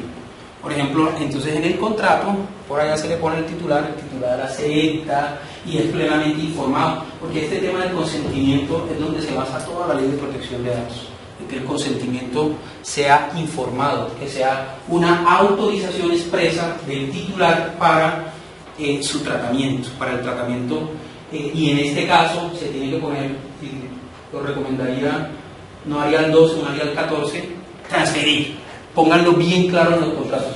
Vamos a transferir su información a un tercer país. Y hay unas reglas específicas, pero básicamente este artículo 26 es el que desarrolla todo, porque el decreto nos manda a la ley. Datos de carácter médico por razón de la salud del titular, es decir, esos datos se pueden exportar. Sí, pues, veamos ese tema del término de exportar en el contexto en el que estamos hablando, porque no es una exportación porque yo esté vendiendo el dato, o puede darse, por tratados internacionales, y información que sea necesaria para la ejecución de un contrato entre el titular y el responsable. Y aquí es nuestro tema del servicio en la nube. Fíjense, información, yo puedo transferir a un tercer país información que sea necesaria para la ejecución de un contrato entre el titular y el responsable, pero usted debe contar con la autorización. Y dice la norma, cuando desarrolla el principio de la autorización y cómo se entrega la autorización, que tiene que ser con unas reglas especiales que están allí, el artículo 5 y 7 del decreto, se desarrolla el artículo 15 de la ley. Esta autorización debe constar por un medio escrito, por un medio expreso, y esa expresividad puede ser en un medio tecnológico o de una forma automatizada, pero yo siempre, cuando empezamos a ver este tema de la autorización, siempre voy a tener la facultad, es una facultad para el usuario y un deber para el responsable de demostrar que la autorización fue dada. Es decir, yo debo guardar prueba de la autorización. Aquí está una regla de oro: entre más confidencial, secreta e importante o sensible sea la información, menos se recomienda el uso de cloud computing, y por lo menos no cloud computing que tenga que ver con transferencia internacional. Aquí se requiere de una serie de medidas que hagan, y ahora cuando hablamos de esta información sensible sí que peor. Tiene que usted prever el que sea tratada con medidas estrictas de seguridad, y con una serie de controles, porque si no, usted será responsable. Y ahí no vale el de, pero es que mi proveedor, no sé qué pasó con el proveedor y no sé por qué mi información, por ejemplo, y pensémoslo en dos escenarios. Un escenario en el que la información es importante para el titular, porque por ejemplo es lo que pasa, yo hablo yo no sé de dónde y todavía sigue sucediendo que me llaman de una tal empresa que un hotel le dio mis datos. ¿Pero qué hotel le dio mis datos? No, que es que queremos hacer la entrega de un regalo. Y yo, no me diga, porque no hay gratis nada en la vida. Esa es una información que le concierne al usuario, al titular. Pero ¿qué pasa cuando, por ejemplo, es su información, la información, por ejemplo, de su empresa, la información, por ejemplo, que tiene que ver con su facturación o quiénes son sus clientes? Y usted dice y no puede establecer un control que su proveedor está haciendo esa información, y por un tema de espionaje industrial esa información termina en manos de la competencia de usted. Dígame qué aplicaría ahí o qué entraríamos a decir. Este es otro de los vectores importantes que viene relacionado con ese tema de protección de la información y demás, de protección de datos personales, que es el acceso que tiene el gobierno a los datos alojados en la nube.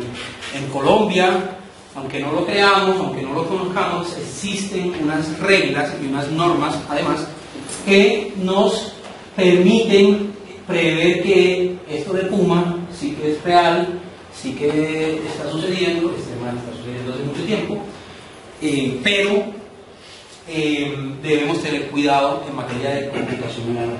Dice, la intervención de comunicaciones, porque ahí se mete todo, ahí está la nube, ahí están cables, ahí están fibra óptica, cobre, está lo que sea, con fines de defensa. Siempre se ha entendido en este tema para dos procesos particulares, o por aumento de todos estos fenómenos como el de la cibercriminalidad. Siempre se ha hecho por dos motivos principales: por las razones de inteligencia y por connotaciones en un proceso judicial, o porque sea necesario de aportar en un proceso judicial.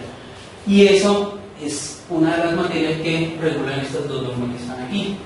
La ley de inteligencia, que es la nueva ley 1621, esa ley de abril de este año, revivió la ley 1288, que fue la ley que Uribe intentó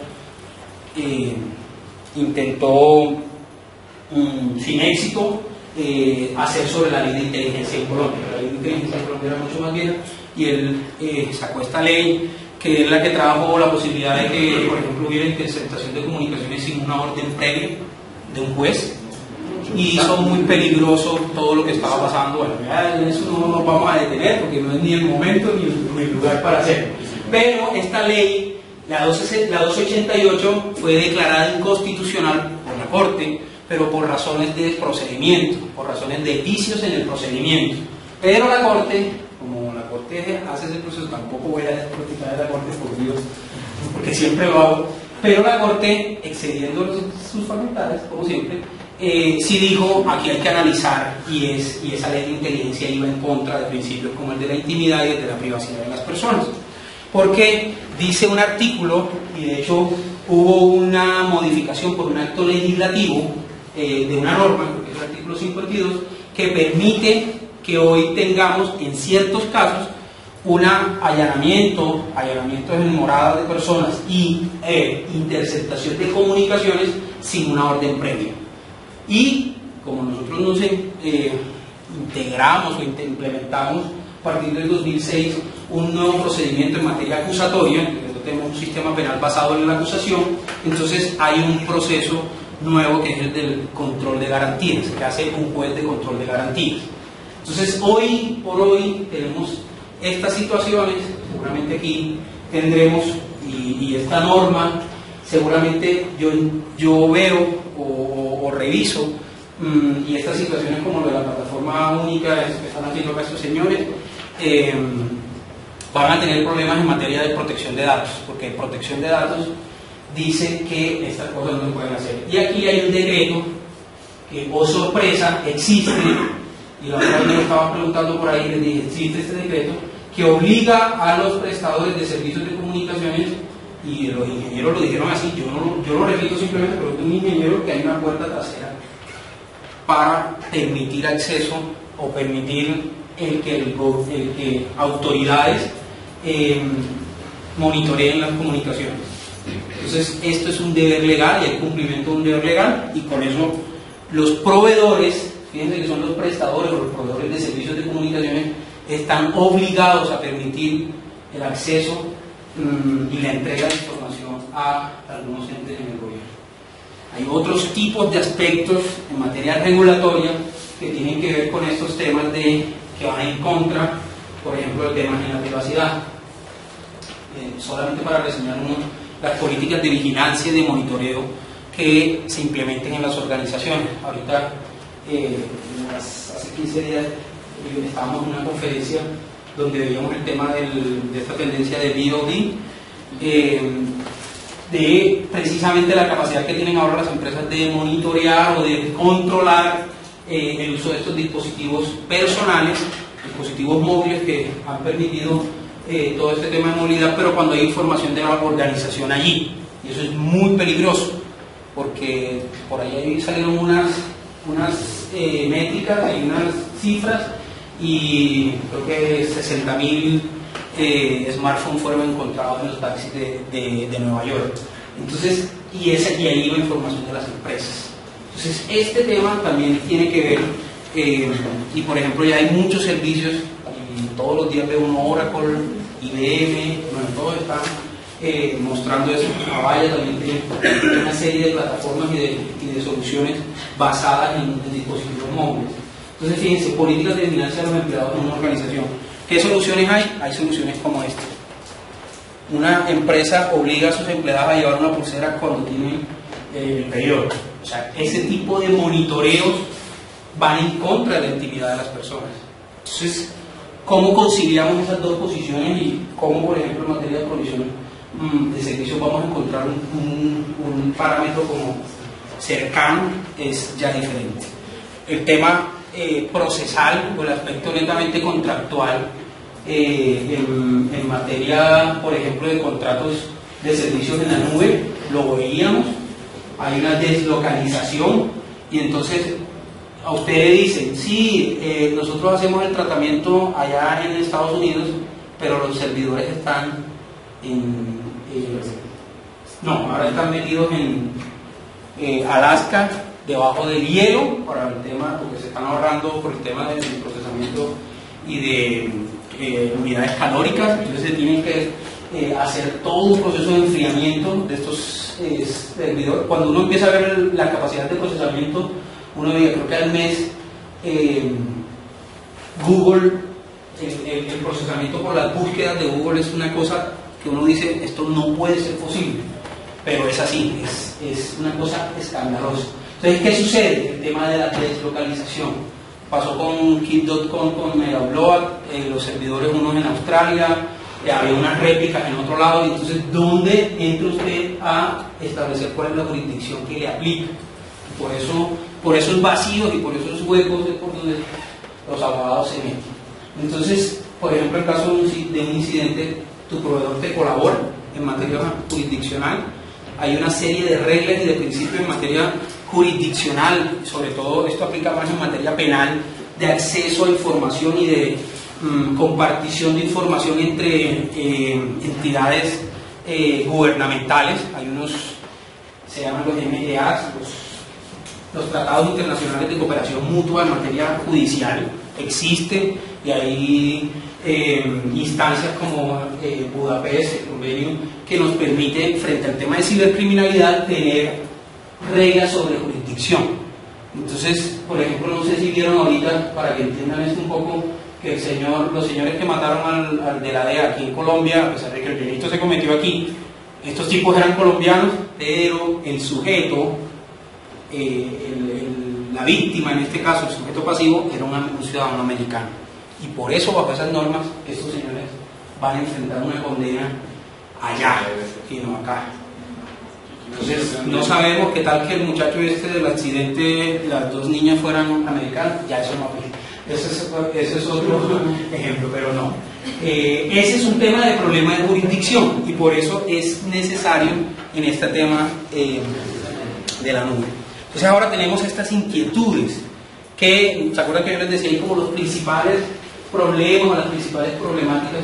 Acá podemos decir, bueno, hay unas inquietudes frente a qué pasa o por qué este tema de la nube tiene tanta relevancia en materia legal y tanto nos consultan y tanto pues ha venido cobrando importancia. No es un tema de negocio, es un tema netamente comercial, ya está siendo un problema de abogados y es quién es el dueño de la información, el usuario o el proveedor, sin respuestas. Por falta de pago se puede negar el acceso a los datos que son tuyos. Por ejemplo, esto es parte de Agami. Aunque yo entrego parte de mi información, pero entonces el servicio que es pago mensual, el pago mensual, bueno, si pasó algo y no pudimos pagar, entonces, ¿qué hago yo con mis datos? Por ejemplo, si es mis datos de facturación. Entonces no le puedo facturar a mis clientes y eso se vuelve una cadena, entonces yo no le pago a usted porque yo no puedo facturarle a mis clientes, a mí tampoco me pagan. Pero puede haber una denegación del servicio por mora o por temas de pago. Por ejemplo, cómo protege el proveedor los datos de los usuarios, y ahí es donde empiezan las preguntas. Ustedes pregúntenle a sus proveedores, y si hay proveedores aquí, respóndanos, por favor, sean de verdad, díganos cómo le entregan a ustedes la información. Ahora, por ejemplo, cómo protegen la información. Hay otra pregunta bien interesante y es: ¿qué pasa cuando se acaba el servicio? ¿Qué pasa cuando yo ya no quiero continuar con el servicio? Entonces, ¿cómo le bajan a ustedes esa información? ¿No? Entonces te mando un XML que no entiende nadie, que usted tiene que contratar a un ingeniero para que le desenrede esa maraña, o se lo entrego encapsulado en un programa que es mío. Y el programa, si usted quiere hacer uso de su información, entonces sígame contratando. Me lo amarro a que esté conmigo, que pasó en la registraduría. El tema, bueno, es un caso muy famoso y tampoco viene acá como mucho al caso, pero lo que pasó con el proveedor francés que obligó a la registraduría a que las minucias dactilares siempre se contrataran, no vamos a decir saliendo. Entonces, por ejemplo, este tema, acceso a los datos, cuándo, dónde y quién puede acceder a los datos que están alojados en la nube, la retención, los tiempos. Por ejemplo, hay un proceso y ha determinado su proveedor un proceso de destrucción y de devolución de sus datos. Por ejemplo, el tema de cómo se trata el almacenamiento, la segregación y la seguridad. Este tema de segregación viene teniendo importancia, sobre todo en esos servicios pagos, en servicios que no son gratuitos, sino que yo pago por una capacidad específica y frente a los datos de otras personas. ¿Por qué? Porque los paquetes se confunden, no hay forma de... Sí, yo les puedo poner ahí unas marquillas a los paquetes, pero los paquetes se confunden con datos de otras personas y con información que viaja en ese canal. Entonces, ¿cómo ese proceso de segregación puede afectarme en un caso determinado? Por ejemplo, este tema, una vez unos amigos me preguntaron y eso fue hace como 2010 o a menos 2009, y me dijeron: vamos a hacer una compañía que se dedique a auditar el cumplimiento o a monitorear los acuerdos de niveles de servicio con los proveedores. Yo les dije: se tapan el plato, háganlo, porque esto no lo hacen ustedes, no lo hacen los usuarios. ¿Cómo usted le ha hecho una auditoría del cumplimiento a su propio servicio? Multas y sanciones por incumplimiento, ¿cómo se determina esto? Ahora hay unos temas relacionados con el contrato específicamente. Vamos a ir finalizando para tener el tema de inquietudes, pero por ejemplo, este tema de costos, sobre todo costos ocultos que usted normalmente no le dice a su proveedor, porque uno va deslumbrado en que no, pues al gerente, sobre todo al financiero, que le dicen que no tienen que hacer inversión en nada de infraestructura, pues esto, pues los ojos se le abren, maravilloso, pero hay costos ocultos. Jurisdicción, ya lo hablábamos, propiedad intelectual, este tema súper importante, sobre todo cuando, por ejemplo, yo estoy en una infraestructura como servicio y yo, por ejemplo, alojo servicios que son míos propios, un sistema, un software que esté allí. ¿Cómo voy a proteger la propiedad intelectual de eso? Ojo con el tema de los derechos de autor sobre sus creaciones, porque es un tema que se descuida mucho. Las cláusulas más comunes que encontramos aquí, y esto normalmente debemos revisarlo, lo que hablábamos, todos son contratos de adhesión, o la mayoría. No he visto el primero que se siente el señor el ejecutivo de cuenta, venga, sí, yo voy a trasladar esas inquietudes a mi jefe. No. Este es el contrato y es una proforma y usted firme. Ahí aparece el churito donde usted firma. Sobre temas, por ejemplo, en el tema de riesgos, ¿quién asume los riesgos por pérdidas? Por ejemplo, la otra vez revisábamos unos contratos de Telmex, digamos Telmex, sobre voz IP, sobre servicios de telefonía IP, con estas plataformas Asterix que tenían una cantidad de huecos y de fallas de seguridad. Entonces, ¿quién asumía esos riesgos? Si el proveedor o el usuario. Porque usted no instaló un parche o porque ahí hay una problemática asociada. Entonces, eso es vital. Por ejemplo, determinen cuáles son los alcances de los servicios. Cuando, por ejemplo, hay en toda esta problemática que veíamos sobre temas de protección de datos, cuando necesariamente implica una cesión de esa información. No cesión porque yo pierda, hay momentos en los que pierdo el control de la información, pero esta es una cesión necesaria porque si no, no va a haber un tratamiento. Entonces el encargado debe recibir y recepcionar eso, y entonces uno debe hacer la debida diligencia y preguntarle cuáles son sus mecanismos de seguridad. Condiciones de uso o usabilidad también, por ejemplo, el tema de la finalidad del uso, no porque eso sea ahí y esté alojado bajo una condición de anonimato, yo puedo hacer lo que yo quiera.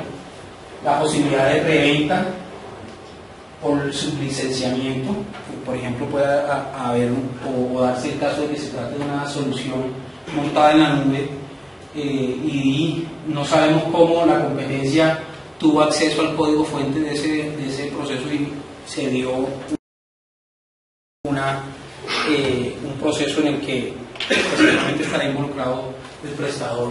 Acá está, implementen estas listas de control o revisen esto en los contratos, que existan en los contratos. Por ejemplo, la que hablábamos, que va a ser sujeto de todo, responsabilidad para el manejo de datos personales. ¿Sí? Hay un congreso de data centers en septiembre y parece que vamos a dar una conferencia sobre el tema de datos personales en la industria de los data centers, la confidencialidad y el cifrado, los niveles de cifrado, hay cifrados,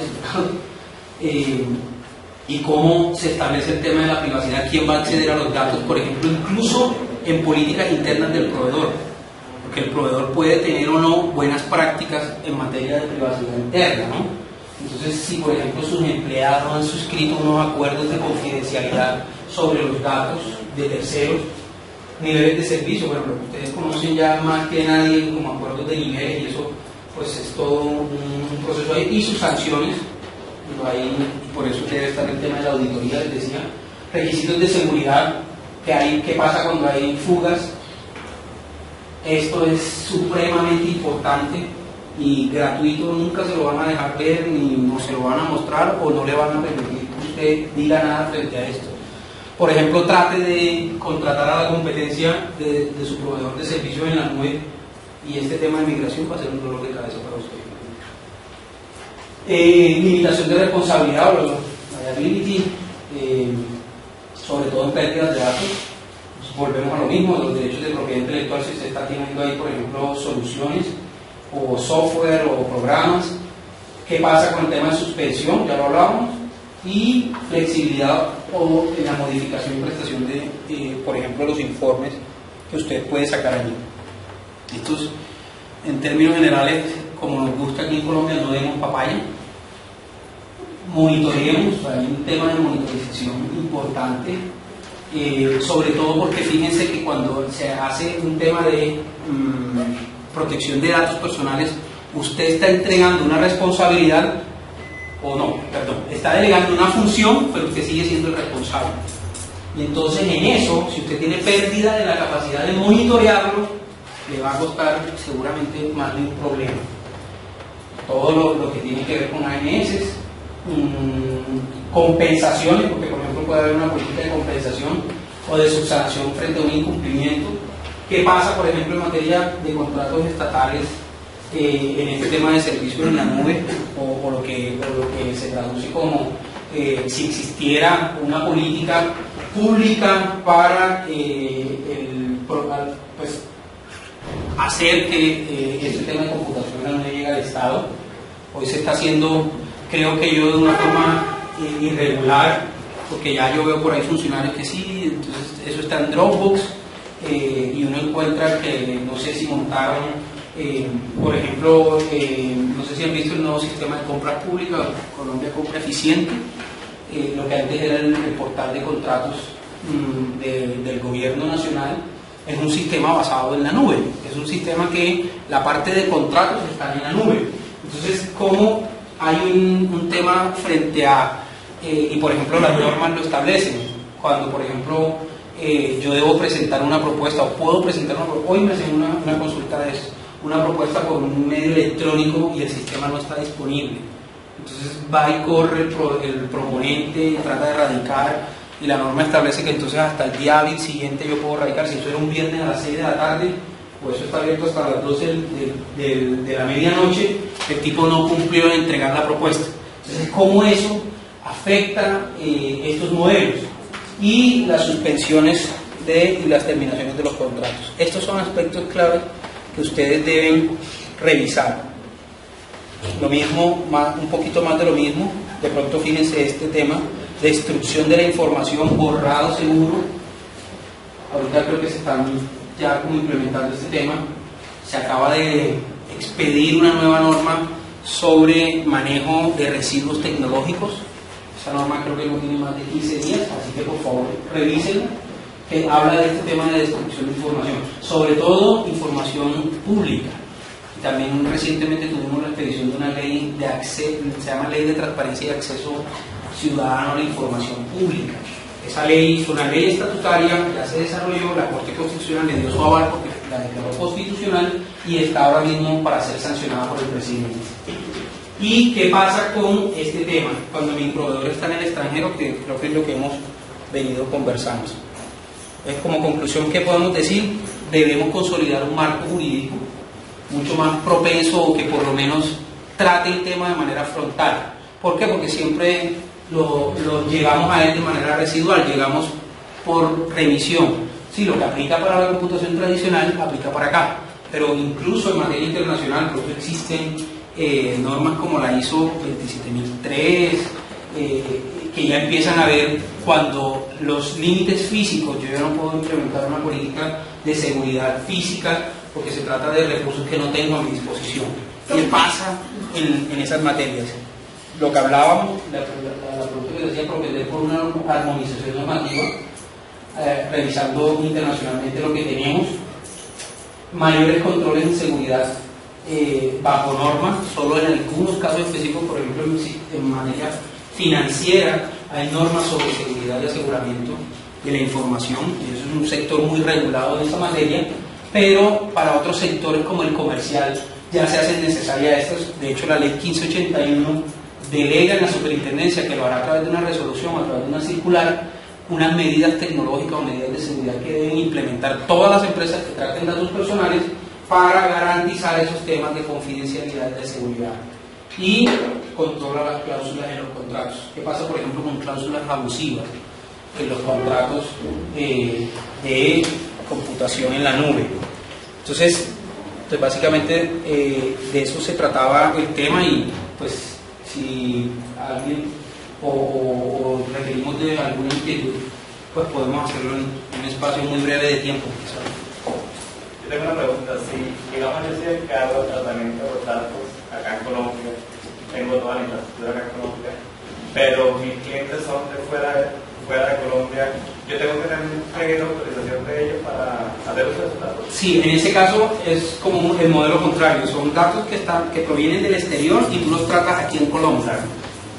Tienes que observar unos principios en materia de transferencia internacional y de este tema de revisar si provienen de países con un niveles de seguridad adecuados. Eso es como la revisión puntual que debe hacerse.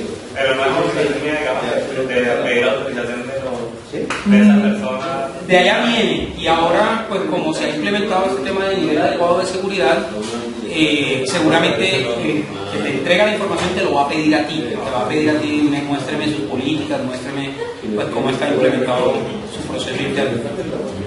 Dos cosas. La primera, hay una serie de normas internacionales para manejo de seguridad.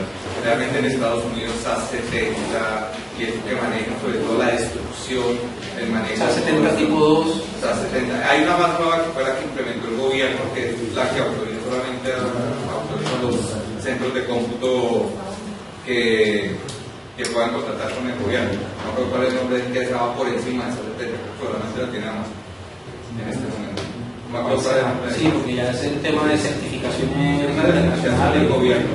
Pero eso sí, ciertas cosas de ciertas seguridades provistas por los terceros, que tienen que cumplir con ciertas normas internacionales, sí, que además son impagentables. Que alguien lo llega a demandar sobre esas normas, pierden el plazo. Por ejemplo, yo recuerdo, para ese tema, recuerdo muy específicamente un caso puntual y se sacó una norma que en este tema que les decía que solo existe por norma para el sector financiero, pero en una ley, la ley de giros postales, un decreto que sacó el ministerio decía, si a usted le prestan servicios, su plataforma, la de giros postales, voy a Efecti, y esto hago este tema de giros, si usted implementa o si quien le presta sus servicios en un tercero no lo hace con infraestructura propia, es recomendable y lo hace obligatorio de hecho después que estas empresas estén certificadas y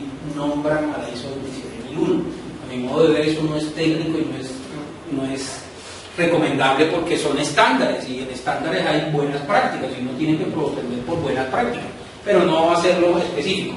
Entonces yo tenía un cliente que era proveedor y ellos cumplían porque sus servidores estaban en Canadá con SAS tipo 2, SAS 70 tipo 2 para el gobierno canadiense, que tiene que ver con un tema de normas de contabilidad y normas de contability, de responsabilidad demostrada en la forma en que se prestan los servicios en ese servidor. Entonces, pues en ese caso quisimos demostrarle, mire, no mencione y no diga que ahora solo los de 27001 porque entonces no vamos a hacer esto posible. Además que la Unión Europea se utiliza otros ese asunto de información privada sensible, datos personales sensibles, y puede llegar a ser muy grave.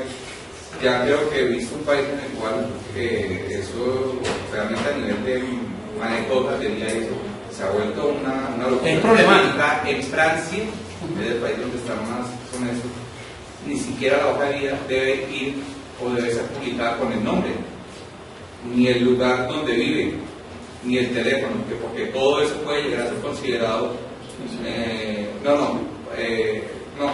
que lo pueden ustedes discriminar, porque entonces que es discriminatorio, porque usted puede llamar con un nombre árabe, entonces lo van a discriminar porque tiene un nombre árabe, o un nombre que puede venir de África, o la edad, todo eso, ya llegó un punto en el cual usted prácticamente ahora ya no puede poner sus datos personales y se acabó, sus datos de trabajo. El tema de los datos, de la clasificación y de las tipologías, la norma lo trae, la norma trata de ser clara en eso, en que dato privado es este y datos sensibles es el que con su uso y su tratamiento se pueda llegar a ser pues a tener un tema de discriminatorio con el titular.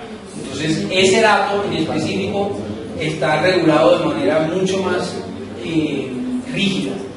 Se necesitan mayores niveles de control y estamos esperando a ver que la superintendencia indique. Lo que ha sucedido en nuestra normativa y como está por ejemplo en la Unión Europea y en España específicamente es que existen 3 niveles, nivel alto, nivel medio y nivel bajo en materia de seguridad para el tratamiento. Todavía nosotros no tenemos esa clasificación, pero es previsible que lleguemos a un tema como ese por efectos de que nuestra norma es muy parecida a la europea. Yo, mediante explicadas, hablaste de un curso. ¿De qué trata el curso? Es un curso ya como intermedio, un curso mucho más profundo sobre protección de datos, sobre la norma, la 1581, los principios internacionales, vamos a revisar un tema de buenas prácticas, y va a ser aquí en Asís en agosto, o sea, a finales de agosto, curso acá en Asís. No sé si alguien más tenga alguna inquietud, nos quiera comentar una experiencia. Si no, muchas gracias.